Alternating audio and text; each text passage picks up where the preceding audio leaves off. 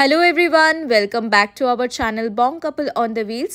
Ramadan month start হয়ে গেছে আর কাল ছিল রমদানের প্রথম উইকেন্ড। তো আমরা পুরো দিনটা কোথায় কোথায় ঘুরলাম, কিভাবে সেলিব্রেট করলাম, কি খেলাম, তাই নিয়েই আজকের ভিডিও। হ্যালো ফ্রেন্ডস, আমরা চলে এসেছি আজকে বং কাপল অন দ্য হুইলস একটা ছোট মিনি ব্লগ। মার্চ মাসের প্রথম উইকেন্ড, আজকে রমদান শুরু হয়ে গেছে, তো সবাইকে জানাই রমদানের অনেক শুভেচ্ছা। রমাদান মুবারক, সবাই ভালো কাটুক এই মাসটা। তো আজকে একটা স্পেশাল দিন, সেই জন্য এই ভিডিওটা করা। সেটা হচ্ছে আমরা রিসেন্টলি খুব একটা মুভির ব্যাপারে প্রচুর ডিসকাশন শুনছি, প্রচুর নিউজ শুনছি, অনেক ধরনের কন্ট্রোভার্সি, সেটা হচ্ছে ছাওয়া। তো আমরা ভেবেছিলাম যে এই রিজনে হয়তো এই মুভিটা রিলিজ করবে না, বাট লাকিলি এখানেও সব থিয়েটার্সে চলছে, রমরমিয়ে চলছে। হ্যাঁ, রমরমিয়ে চলছে যাকে বলে। তো আজকে আমরা ছাওয়া দেখতে পাচ্ছি, টিকিটস বুক করে নিয়েছি। আমাদের 5টার শো, এখন 4:30 বাজে, তো দৌড়ে দৌড়ে পৌঁছে আবুধাবি মলে।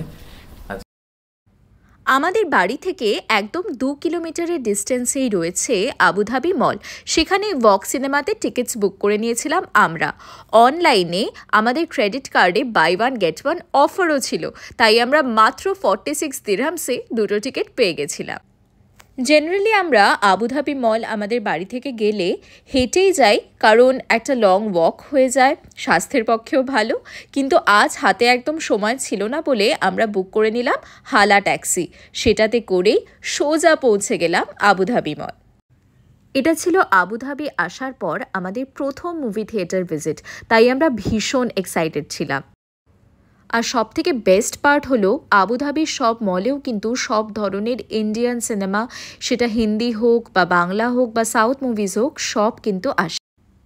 ছাওয়া নিয়ে আমাদের নতুন করে কিছু বলার নেই, একটা ট্রু হিস্টোরিক ইভেন্টের ওপর তৈরি হওয়া একটা সিনেমা।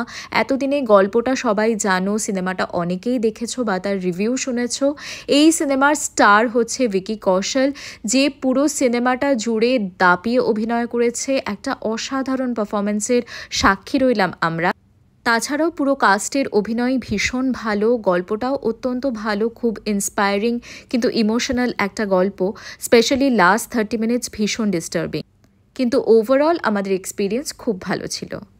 থিয়েটারটাও ছিল ভীষণ ভালো, যেরকম কোজি কমফোর্টেবল সিটস, সেরকমই ভালো সাউন্ড আর বড় স্ক্রিন।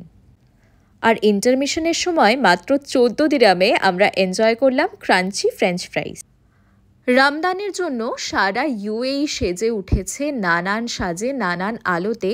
আর মলসেও খুব সুন্দর ডেকোরেশন করা হয়েছিল, চলছিল তনুরা ডান্সের পারফরমেন্স।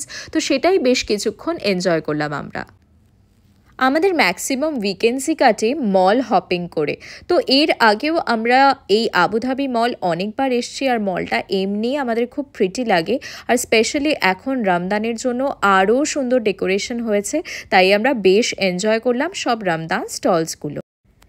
এছাড়াও রমদানের সময় থাকে নানান ধরনের অফার্স, তো আমরা যতবারই কোনো মল ভিজিট করি আমাদের কিছু না কিছু শপিং হয়েই যায়। তো খানিকক্ষণ মলে ঘুরে আমরা ভালো করে শপিং করে নিলাম।